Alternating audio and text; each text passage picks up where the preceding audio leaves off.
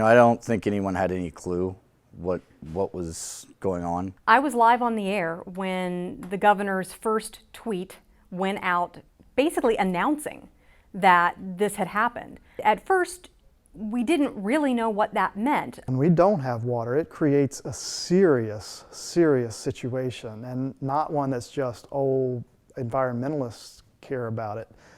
Everybody cares about it. People that couldn't go out and afford to go get a hotel room, couldn't afford to go drive 30, 40, 50 miles to another place to take a shower, to do their laundry, to do the necessities with water, that I think that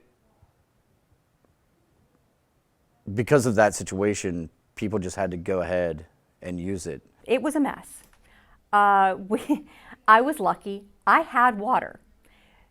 But that meant I was sort of ground zero for people who needed showers, who needed to fill up water bottles, for people who just kind of wanted a place where they could get away from the no water situation wherever they were and feel a sense of normalcy. The first 3 days after the spill, people were coming to work unshowered, cleaning up as best you could with like baby wipes or some sort of like, whatever towels you had laying around that you could clean yourself with.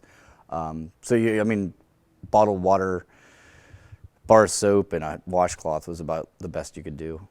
So much of our state, so much of our businesses, our economy depends on it. It is not just people who care about the environment. They care about the environment because of its value to the people that live here. We just knew that there was a leak at Freedom. Residents weren't supposed to use water at all. We didn't have water in our newsroom, so we were trucking in, bottled water where we could get it. We had people sleeping in their sleeping bags. People were working long shifts and staying up 24, 36 hours, 48 hours at a time to cover it. And we did that for a long time because this was really important, and we understood that this was important, not just to us, but more importantly to the community as well. At work, back in the office, whenever that all clear happened, my roommate at the time flushed the pipes, and I remember coming home and getting ready to take the first shower, and that smell was everywhere. Even once the water was turned on, people didn't believe the water was safe. There are some who live in parts of those 9 counties in southern West Virginia who still don't believe their water is safe. Restaurants had signs up, no water, bottled water only. And then once the water was turned back on in communities, there were a lot of restaurants and other public establishments that would have a sign saying, we want you to know we're using the water. You can request bottled water if you'd like. Acknowledging that there was that sense of distrust and concern about the safety of the water even once the system had gone back to normal.